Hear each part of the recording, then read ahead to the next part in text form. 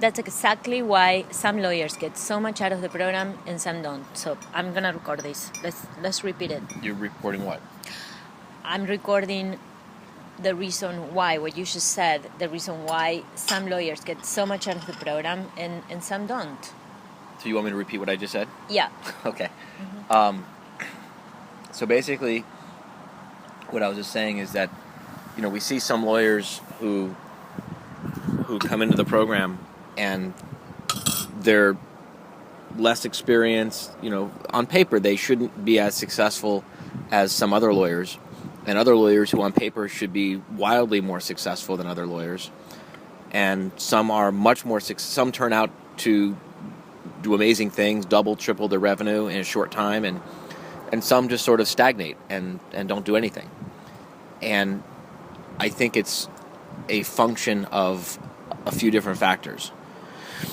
One is it's a function of whether they come into the program with an attitude that the program, the law practice management advisors, me, the materials, whether we're supposed to be saving them versus whether the lawyer is using these resources as a way to improve their own life. Mm-hmm. And it's kind of like, the people who say, oh, it didn't work for me. Well, it doesn't work for you. And if you come into it thinking it's supposed to work for you, it's not going to work. It's not going to work because it's very simple.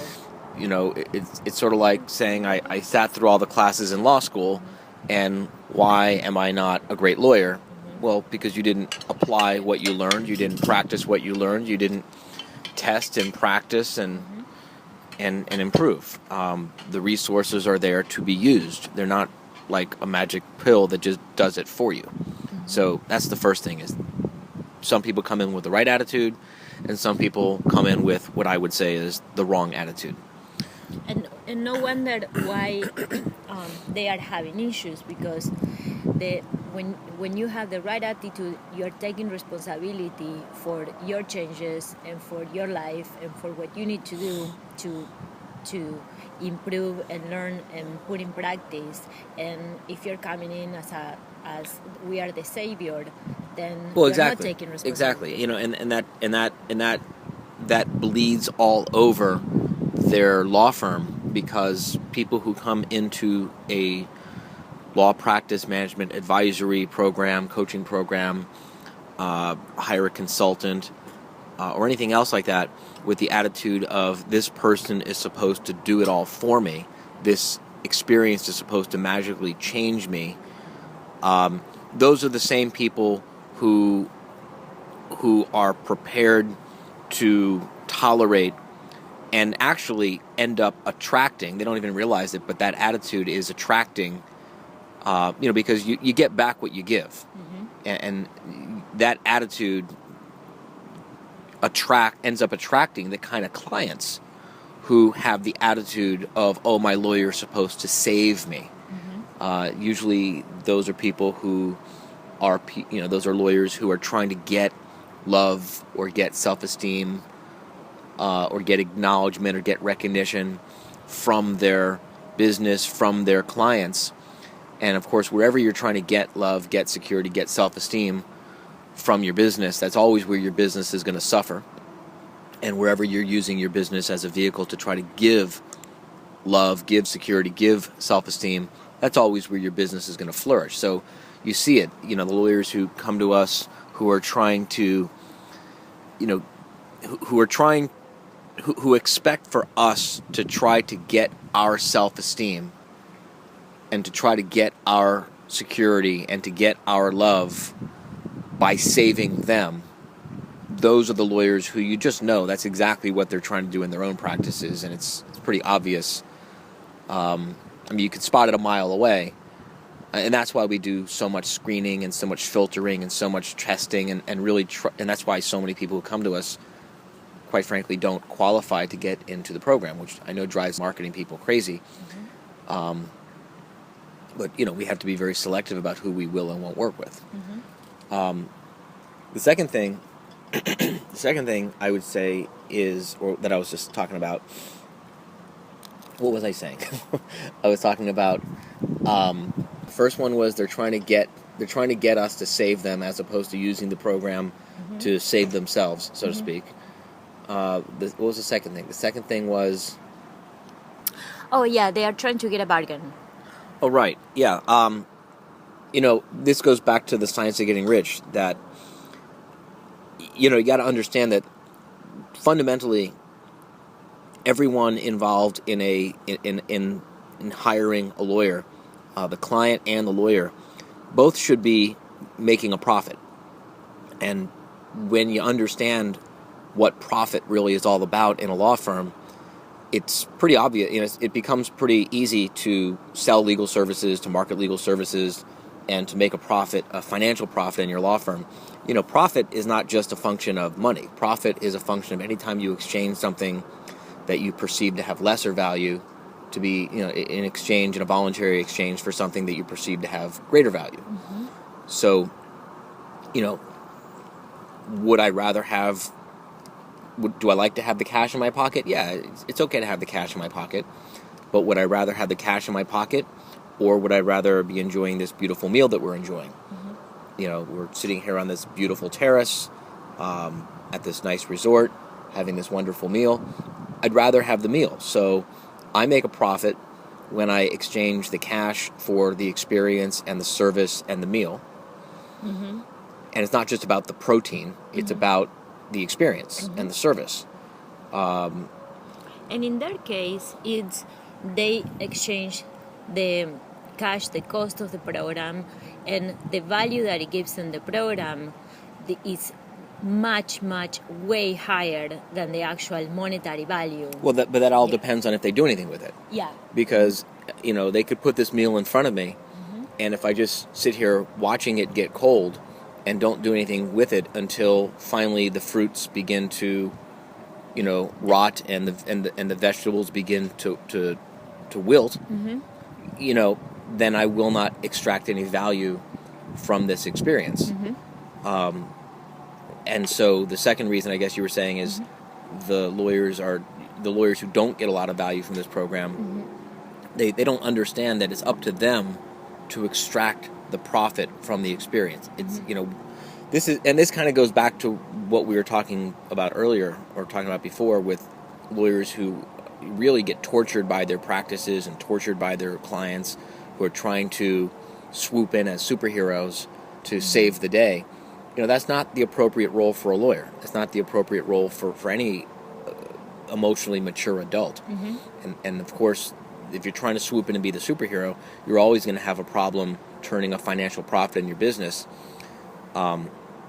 because inherent in that is you're trying to get a bargain, is really what it's all about. You're trying to get more from the other guy than you're giving. And you don't have to go through life thinking, oh my God, I have to figure out a way to get more from the other guy than I'm giving.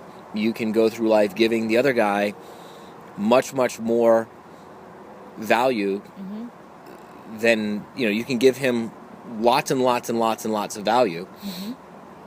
And he can give you lots and lots and lots and lots of money.